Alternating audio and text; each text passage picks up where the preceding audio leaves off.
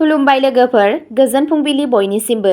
नोंथांमोनखौ dear Brahma चेनेलाव आरो फिन खेबसेबाव बयखौबो बरायनाय बावहरग्रोनाय जाबाय। आं दिनै नोंथांमोननि सिगाङाव आरोबाव माखासे सानसेनि खौरां लानानै फैबावलायबाय। आसा खालामो नोंथांमोनहा खौरांखौ खोनासंनानै मोजां मोनगोन।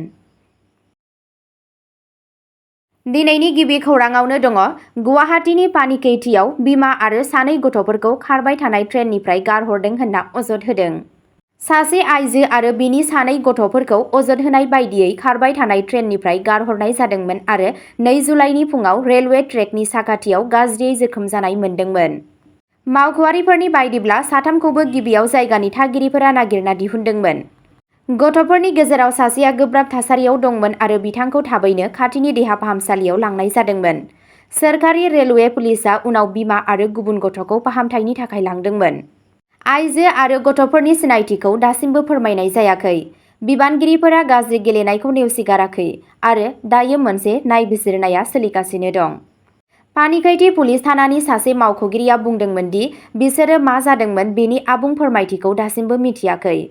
केसखौ दा आरोबाव नायबिजिरनो थाखाय सोरखारि रेलवे पुलिसनो दैथायहरनाय जाबाय होनना फोरमायनायखौ मिथिनो मोननाय जादों।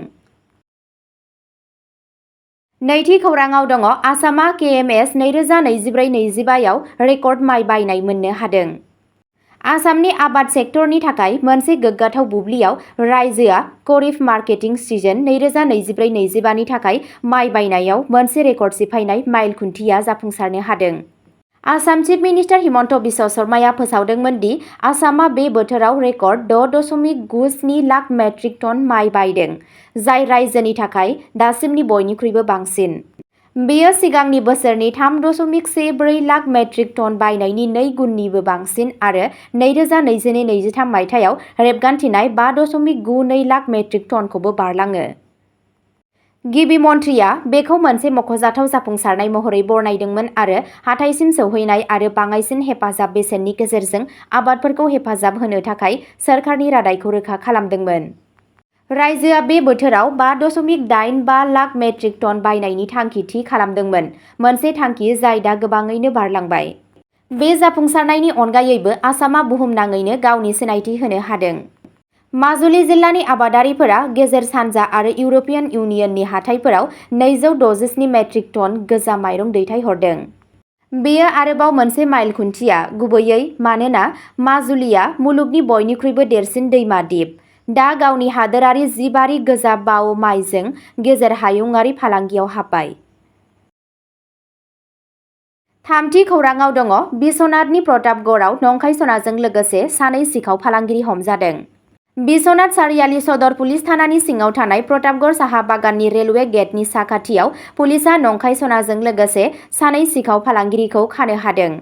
बिश्वनाथ जिल्लानि उफ्रा पुलिस सामलायगिरि देबर्षि चौधुरीनि दैदेननायाव पुलिस सिग्रोमग्रा हानजाया बिष्णुपुरनि जाहिर आली आरो सानजा मालगावनि साइफुल इस्लाम मुंनि सानै सिखाव फालांगिरिनिफ्राय 2.2 किल'ग्राम नंखाय सना बोखांनो हायो। बे समावनो सिग्रोमग्रा हानजाया सानै जगायग्राफोरखौ खानो हादोंमोन आरो बिसोरजों बाहायजानाय मोनसे मटर साइक्लिक नम्बर AS12AA1430 खौबो जब्द खालामनो हादोंमोन। पुलिसआ सन्देह खालामदों दि बे सानै जगायग्राफोरा गोबाव समनिफ्रायनो नंखाय सनानि फालांगि खालामनानै रायजो राजाखौ थगायगासिनो दंमोन। बेखौ गोसोआव लाखिनो गोनां दि बे फालांगिजों सोमोन्दो थानाय गोबां गुबुन सुबुंफोरखौ पुलिसनि नायबिजिरनायनि उनावसो खाजानो हागौ। ब्रैथि खौराङाव दङ रायजोनाङै सिग्रोमनायाव सा 200सो हमजादों, 1.7 टननिबो बांसिन मोसौ बेदर जब्द, आसाम पुलिस। मोनसे गेदेर रायजोनाङै अपारेसनाव पुलिसआ आसाम मोसौ संरैखाथि आयेन 2021 खौ सिफायनायनि थाखाय 196 सुबुंफोरखौ खादों आरो 1.7 टननिबो बांसिन सन्देह गोनां मोसौ बेदर जब्द खालामदों।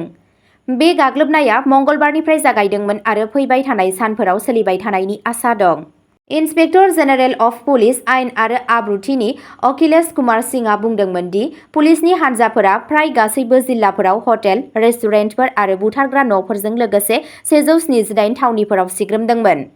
दासिम जों 1732 किल'ग्राम सन्देह गोनां मोसौ बेदर जब्द खालामबाय। गोबां पुलिस थानाफोराव एफआइआर रेजिस्टार खालामनाय जादों। आसाम मोसौ संरैखाथि आयेना मोसौ बेदर जानायखौ होबथाया, नाथाय बै जायगाफोराव जेराव हिन्दु, जैन आरो सिखफोरा बांसिन आरो थानसालिफोर आरो सत्रफोरनि 5 किल'मिटारनि बेंखननि सिङाव मोसौ बुथारनाय आरो मोसौ बेदर फाननायखौ होबथायो। गिबि सानावल' सा 133 सुबुंफोरखौ खानाय जादोंमोन आरो 1 टननि बांसिन मोसौ बेदर जब्द खालामनाय जादोंमोन।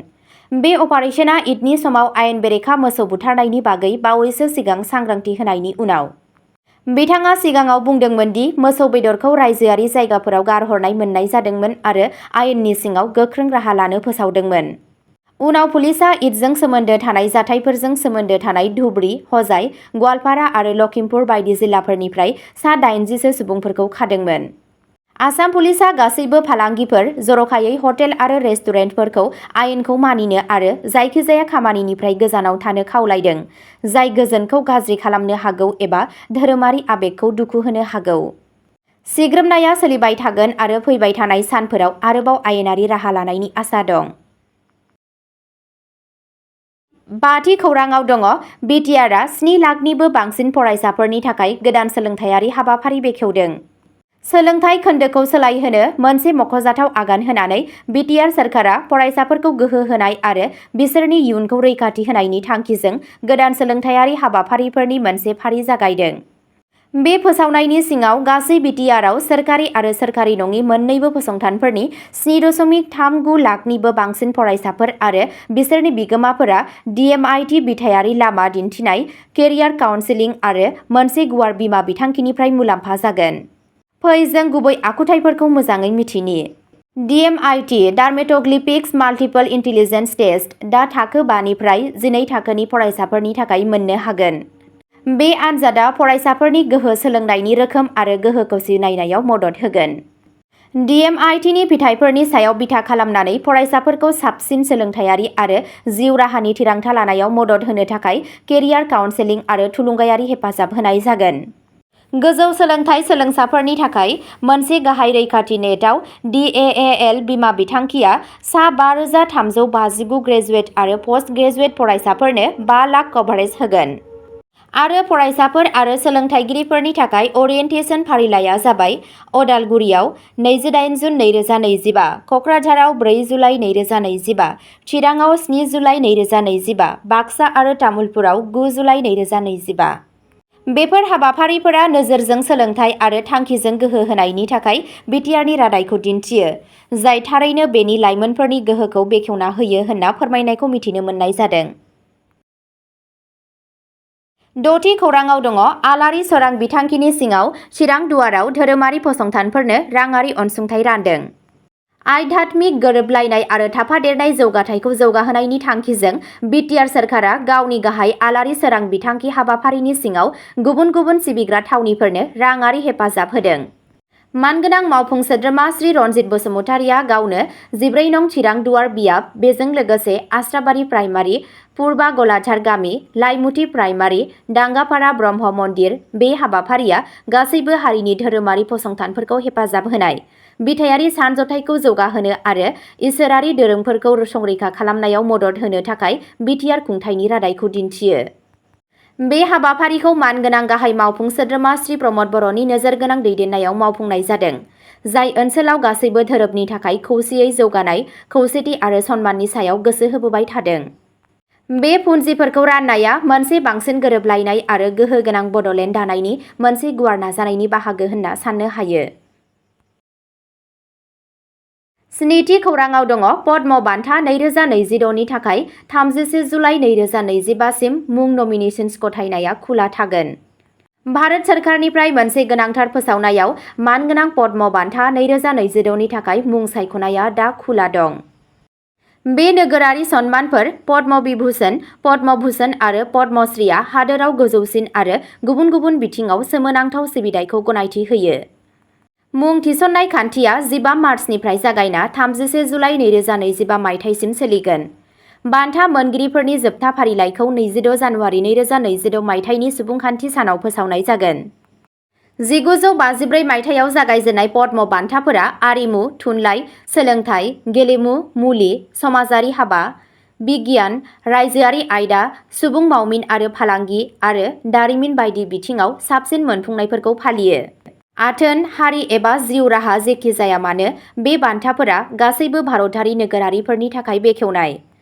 बबेखानि देहा फाहामगिरि आरो बिगियानगिरिफोरनि अनगायै PSUआव थानाय सुबुंफोरजों लोगोसे सोरखारि मावफारियाफोरा सरासनस्रायै आरजाथाव नङा। बान्थाफोरखौ बांसिन थाफादेरनाय आरो थारैनो गुदि थाखोनि साबसिनखौ दिन्थिफुंनायनि थांखिजों लोब्बा लाखिनानै सोरखारा नोगोरारिफोरखौ सुबुंफोर, जर'खायै आइजोफोर, SC, ST, दिव्यां सुबुंफोर आरो समाजाव सार्थ गैयाजासे खामानि मावग्रा मुंदांखा जोहोलावफोरखौ मुं सायख'नो खावलायो। सेल्फ मुं थिसननायखौबो गनायथि होनाय जायो।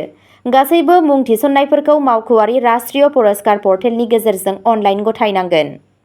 मोनफ्रोम हाबनायाव आबुं गावारि गुदि खिथा आरो 800 सोदोबफोरनि मोनसे मुंख'नाय थानांगोन, जाय मुं सायख'जाग्रानि खामानि आरो गोहोमखौ बेखेवना होनांगोन। गुवारै नेम आरो मुं सायख'नाय बिथोनफोरनि थाखाय MHA.gov.in आव नखर बिफाननि वेबसाइट एबा padmaawards.gov.in मावख'आरि पद्म बान्था पर्टेलाव नायनो हागोन। अब्ला दिनैनि खौरांआ एसेनोसै। नोंथांमोनहा जुदि सोरबाफोर सानसेनि फानजामुथि नायनानै मोजां मोनो, अब्ला स्क्रिनाव होनाय चेनेल बड' इनफ' पइन्टआव थांनानै नायहैनो हागोन। चेनेलनि लिंकखौ डिस्क्रिप्शनावनो होनाय जादों। गोजोन्थों।